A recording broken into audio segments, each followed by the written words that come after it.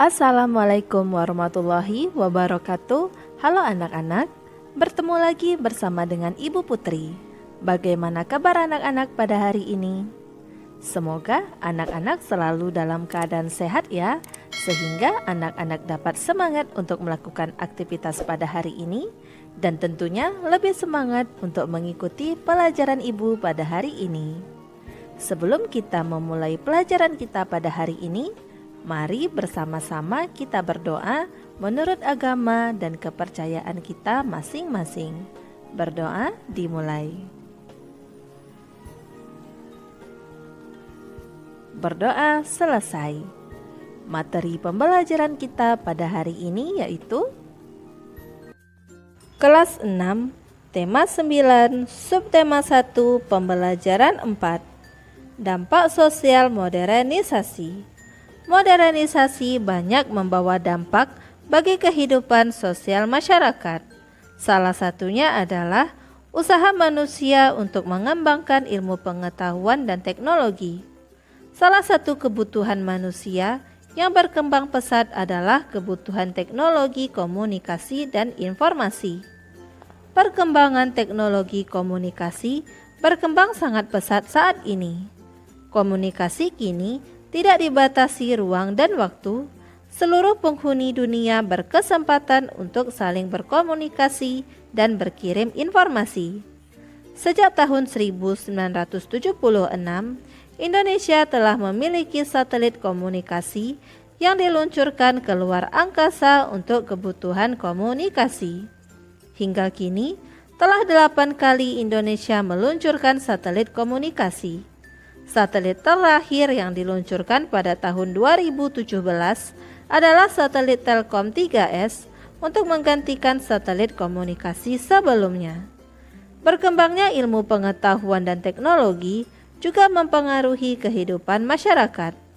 Teknologi industri yang semakin maju dapat melipat gandakan hasil produksi dengan cepat dan dengan kualitas yang tinggi. Selain itu, kemajuan teknologi juga membantu pendistribusian barang hasil produksi, sehingga barang dapat tersedia di mana saja dan kapan saja. Kemajuan ilmu pengetahuan teknologi sebagai bagian dari modernisasi dapat pula menyebabkan kesenjangan dalam masyarakat. Masyarakat yang sudah paham dan mampu memanfaatkan teknologi akan semakin maju. Sedangkan masyarakat yang belum mampu memanfaatkan kemajuan teknologi dan ilmu pengetahuan akan semakin tertinggal. Ketertinggalan akan pemanfaatan teknologi dapat berpotensi menimbulkan konflik di masyarakat.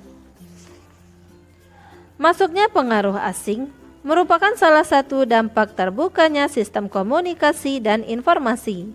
Pengaruh asing tersebut banyak juga yang kurang sesuai dengan norma masyarakat di Indonesia, sehingga dapat dengan mudah menimbulkan gesekan dalam kehidupan sosial masyarakat. Kemajuan bidang industri menimbulkan pula dampak terhadap masyarakat. Contohnya adalah dengan adanya pencemaran lingkungan akibat kegiatan industri. Air, tanah, dan udara yang tercemar jelas akan membahayakan kehidupan masyarakatnya.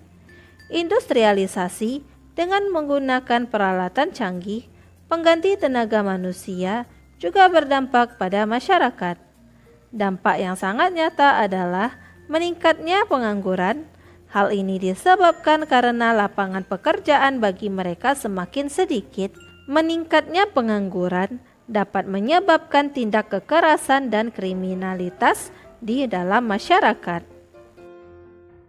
Ayo mencoba pada halaman 42, membuat peta pikiran. Dengan menggunakan bacaan di atas dan juga menggunakan sumber informasi lainnya yang sesuai, buatlah sebuah peta pikiran. Peta pikiranmu sebaiknya memuat beberapa hal berikut ini. 1. Dampak modernisasi terhadap masyarakat, baik dampak positif maupun dampak yang merugikan yang perlu diwaspadai. 2. Menjelaskan contoh setiap dampak yang disebutkan dalam artikel. Contoh lain dapat didapatkan dari sumber informasi lain yang sesuai. 3. Tulisan dan gambar keseluruhan harus jelas dan mudah dibaca, kamu dapat menggunakan pensil warna atau spidol untuk memperjelas dan membuatnya menarik. Berikut ini adalah contoh sebuah peta pikiran dampak modernisasi.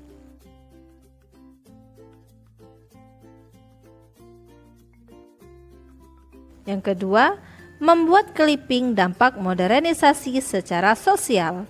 Kamu telah memahami dampak modernisasi dari artikel dan kegiatan sebelumnya. Sekarang buatlah clipping mengenai hal tersebut. Lakukanlah kegiatan ini secara berpasangan. Kumpulkanlah paling sedikit 2 artikel dan gambar dari surat kabar, majalah, atau media lainnya. Carilah artikel dan gambar yang menjelaskan dampak modernisasi terhadap kehidupan masyarakat Indonesia. Sebelumnya bacalah perintah pembuatannya berikut ini. 1. Gunakan surat kabar, majalah, atau media lain sebagai sumbernya. 2. Jelaskanlah artikel tersebut dengan menggunakan kata tanya di mana, siapa, mengapa, kapan, dan bagaimana. 3. Jangan lupa mencantumkan sumbernya. Dan 4. Buatlah clippingmu semenarik mungkin agar mengundang orang lain untuk membacanya. Tuliskan dengan kalimat sederhana bagaimana artikel dan gambar tersebut menjelaskan dampak modernisasi secara sosial. Berikut ini adalah contoh sebuah artikel dari dampak modern secara sosial.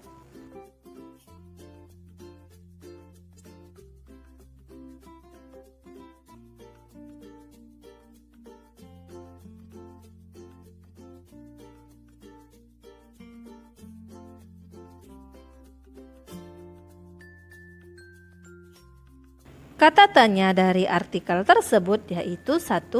Kapan Facebook didirikan? Facebook didirikan pada tahun 2004. 2. Bagaimana jejaring sosial bisa memberi dampak negatif?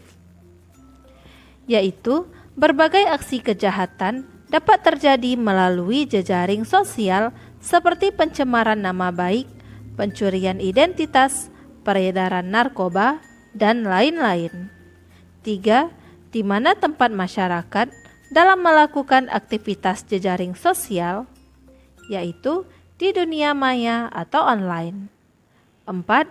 Siapa contoh individu yang berhasil memakai jejaring sosial untuk kampanye dan advokasi, yaitu Prita dengan program kampanye Koin untuk Prita. Dan 5. Mengapa lembaga pemerintah, perusahaan, lembaga masyarakat menganggap teknologi informasi penting? Karena lembaga atau organisasi tersebut berharap masyarakat ataupun pendukung lembaga tersebut akan mendapatkan perkembangan lembaga tersebut secara update. Proyek Rino oleh Diana Caritas. Kenapa Rin? Kok mukanya cemberut begitu? Tanya Kak Argia membuyarkan lamunan Rino. Suasana rumah sepi, ayah masih di kantor dan ibu sedang bertandang ke rumah tetangga yang sedang sakit.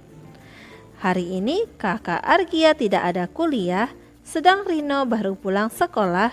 Masih dengan seragam lengkapnya, Rino duduk termangu di teras rumah. Ah Kak Argi, aku sedang berpikir, bukan cemberut, sangkal Rino. Aku sedang memikirkan tentang proyek sekolah Kak. Kami harus membuat sesuatu yang bisa dijual di hari pasar 2 minggu lagi. Barang tersebut harus hasil buatan sendiri dan tidak boleh menggunakan bahan yang mahal, kata Bu Guru, supaya bisa dibeli oleh teman-teman lain di sekolah. Nah, aku sedang berpikir, kira-kira aku akan membuat apa? Jelas Rino. Wah, itu proyek sekolah yang bagus.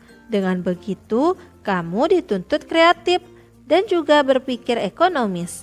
Dulu waktu kakak seusiamu, kakak belum pernah dapat tugas seperti itu, kata Kak Argia sambil mendekati Rino. Tapi itu kan tugas yang sulit Kak. Rino kan belum pernah punya pengalaman seperti ini. Mana ini tugas perorangan lagi? kata Rino. Kali ini ia benar-benar cemberut. Hei, gurumu tahu kemampuan siswanya, sehingga tidak akan memberikan tugas yang melebihi kemampuannya. Tugas ini boleh dibantu kan? Hibur Kak Argia. Ah, betul, itu yang dikatakan Bu Guru. Tugas ini boleh dibantu orang tua, tetapi orang tua hanya boleh mengarahkannya, tidak boleh mengajarkannya. Jadi semua yang akan mengerjakan aku, Kak. Nah, sepertinya aku bisa minta tolong kakak juga dong. Rino bersemangat menjelaskan arahan Bu Guru tadi sebelum pulang sekolah. Kali ini mata Rino berbinar-binar. Boleh, hari ini kakak tidak ada kuliah, jadi kita bisa memulainya setelah kamu makan siang. Sekarang ganti baju seragammu, makan siang, terus kita kerjakan. Setuju? Kata Kak Argia sambil bergegas memasuki rumah. Rino pun senang bukan kepalang. Ia segera melakukan yang disarankan kakaknya dan siap di ruang tengah dalam waktu setengah jam. Rino dan Kak Argia pun terlihat sibuk berdiskusi. Rino memegang buku dan pensil untuk membuat daftar barang-barang yang disukai teman-teman sebayanya yang bisa dibuat sendiri. Ia menulis beberapa jenis makanan, mainan, dan alat tulis. Ia juga menuliskan beberapa hingga hiasan seperti gantungan kunci, kartu pembatas buku, hingga hiasan dinding sederhana. Rino terlihat sangat bersemangat. Kak Argia pun terlihat sabar membantunya. Nah, dari daftar barang tersebut, kamu tentukan barang yang mudah dibuat. Selain mudah dibuat, barang tersebut juga harus disukai oleh teman-temanmu, sehingga mereka mau beli. Saran Kak Argia. Lalu nanti kita akan cari tahu cara membuatnya. Jelas Kak Argia. Cari tahu di mana, Kak? Kukira kakak tahu cara membuatnya, tanya Rino dengan wajah agak terkejut. Kak Argia tersenyum sambil meninggalkan Rino dan masuk ke kamarnya. Tak lama berselang, Kak Argia telah duduk di samping Rino dengan membawa komputer cincingnya. Nah, mari kita gunakan teknologi untuk membantu memecahkan masalahmu, Rin. Kakak akan membantumu mencari tahu membuatnya melalui internet. Dengan internet, kita dapat terhubung dengan berbagai situs yang dapat membantu kita. Tergantung bagaimana kita mencari dan menggunakannya.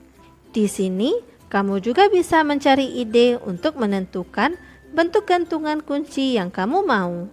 Kak Argia menjelaskan sambil tangannya lincah menggerakkan jarinya mencari yang ia perlukan melalui komputer cincingnya.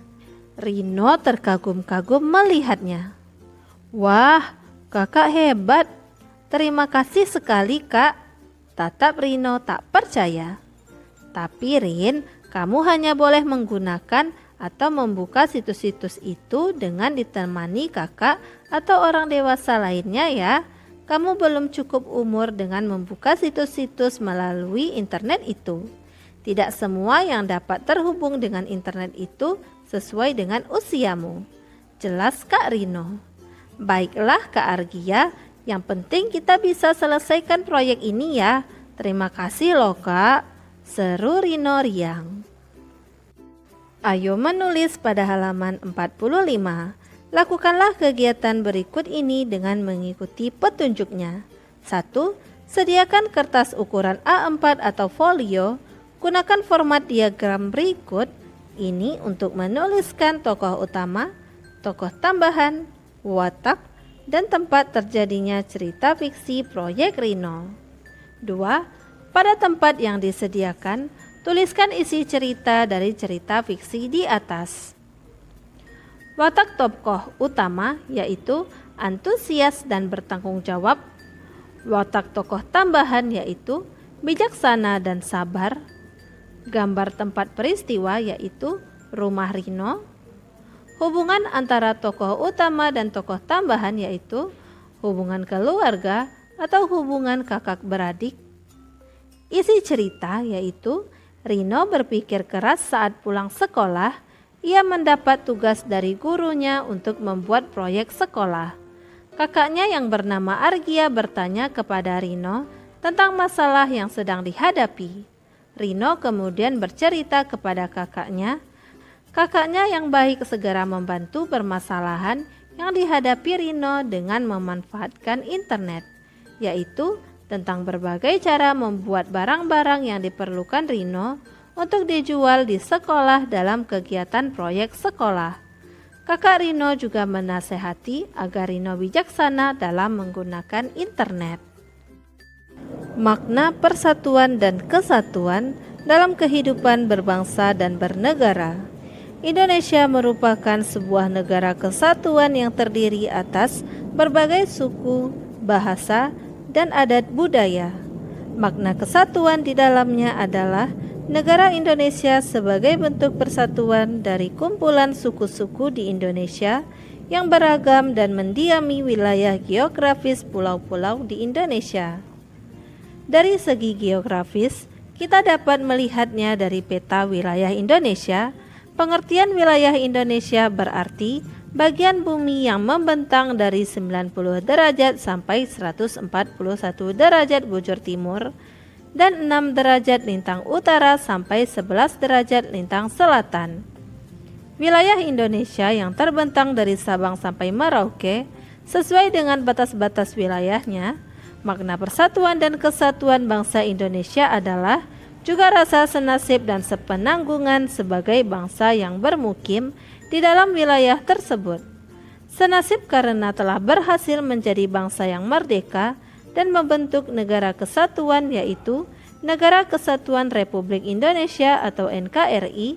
Persatuan dan kesatuan bangsa Indonesia juga bermakna semangat bagi para pemuda bangsa yang berikrar dalam Sumpah Pemuda. Para pemuda dari berbagai suku bangsa berikrar pada sebuah kongres pemuda tahun 1928. Kesadarannya terhadap pentingnya persatuan dan kesatuan bangsa menjadi tonggak sejarah bersatunya tekad pemuda Indonesia. Para pemuda bertekad untuk Indonesia yang bersatu dan Indonesia sebagai sebuah kesatuan. Pada masa perjuangan kemerdekaan Indonesia, istilah persatuan Indonesia merupakan hal yang sangat penting untuk memacu semangat perjuangan bangsa.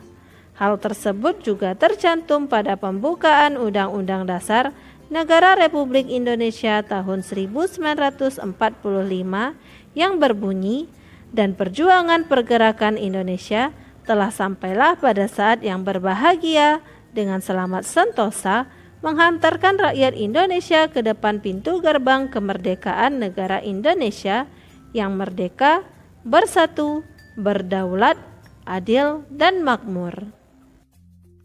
Ayo berdiskusi pada halaman 48. 1. Apa makna persatuan dan kesatuan bangsa dari bacaan tersebut? Makna persatuan dan kesatuannya adalah negara Indonesia sebagai bentuk persatuan dari kumpulan suku-suku. Di makna persatuan dan kesatuan juga diartikan rasa senasib dan sepenanggungan sebagai bangsa yang bermukim di dalam wilayah Indonesia. Makna persatuan dan kesatuan juga berarti semangat bagi para pemuda bangsa yang berikrar dalam Sumpah Pemuda. 2. Apa makna persatuan bangsa menurutmu sendiri? Perbedaan-perbedaan yang ada tidak menjadi sumber perpecahan, tetapi justru menjadi sumber persatuan bangsa. Persatuan dan kesatuan menjalin rasa kebersamaan dan saling melengkapi antara satu dengan yang lain. 3. Bagaimana persatuan dan kesatuan bangsa diupayakan oleh para pendiri bangsa? Diawali dengan berdirinya Budi Utomo tahun 1908 sebagai organisasi persatuan pertama di Indonesia, dilanjutkan dengan Ikrar Sumpah Pemuda tahun 1928, dan puncaknya adalah adanya Proklamasi Kemerdekaan Bangsa Indonesia tanggal 17 Agustus 1945. 4. Bagaimana makna persatuan dan kesatuan bangsa Indonesia saat ini? Berikan beberapa contoh. persatuan dan kesatuan bangsa Indonesia saat ini terus dipelihara karena sangat penting bagi bangsa Indonesia yang memiliki ratusan suku dan adat budaya. Dengan tetap adanya persatuan, maka rasa kebersamaan, sikap toleransi, kekeluargaan, dan saling melengkapi akan tetap terjaga. Contoh, mempelajari seni budaya dan kearifan lokal demi menjaga budaya Indonesia dari pengaruh gempuran budaya asing, menjalin silaturahmi dengan kerabat dan warga sekitar, dan tidak membeda-bedakan suku, ras, ataupun agama yang akan membuat perpecahan. 5. Carilah satu berita utama tentang peristiwa yang terjadi di Indonesia. Berita utama tersebut berkaitan dengan persatuan dan kesatuan bangsa.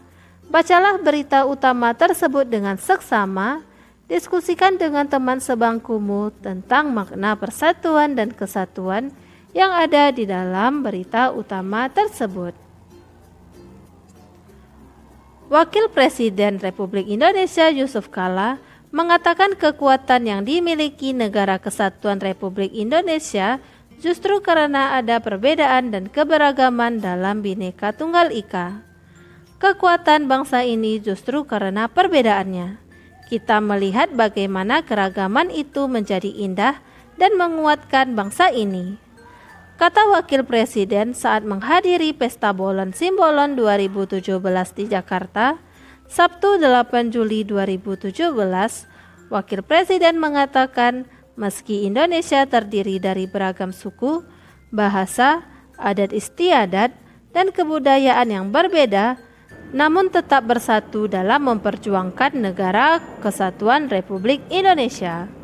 Coba bayangkan kalau negeri ini pecah belah, orang Batak ke Jawa harus pakai paspor, orang Sulawesi mau ke Jawa juga harus pakai paspor untuk mengunjungi satu sama lain, tambah dia.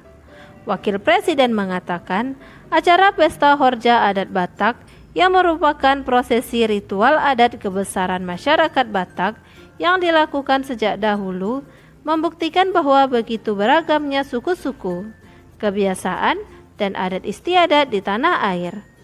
Di sini kita berada di keluarga suku Batak yang dinamis dan kadang-kadang meledak-ledak, yang kalau berbicara terus terang juga perantau. Kita juga punya suku Padang yang selalu indah dalam berbahasa santun dengan segala kearifannya. Katanya, ada juga suku Jawa yang tenang, Nusa Tenggara Timur yang suka merantau dan bekerja keras, dan Sulawesi yang merupakan kampung halaman asal Wakil Presiden Yusuf Kala. Dengan keterbukaannya yang hampir sama dengan suku Batak, menurut Wakil Presiden, perbedaan karakteristik suku-suku di tanah air itulah yang juga menjadi kekuatan bangsa dan bersama-sama berjuang membangun negara yang maju dan adil. Wakil Presiden hadir dalam acara tersebut meresmikan Pesta Bolon Simbolon 2017 saat tiba di Gor Sumantri Brojonegoro, Kuningan, Jakarta. Wakil Presiden disambut upacara adat Batak yang diakhiri dengan disampirkannya ulos ke punggung Wakil Presiden Yusuf Kala. Demikianlah materi yang dapat Ibu sampaikan pada hari ini. Semoga apa yang telah Ibu sampaikan pada hari ini dapat bermanfaat untuk dirimu dan menambah ilmu pengetahuanmu. Jika dalam penyampaian materi ada tutur kata Ibu yang kurang berkenan, Ibu mohon maaf. Akhir kata, wassalamualaikum warahmatullahi wabarakatuh.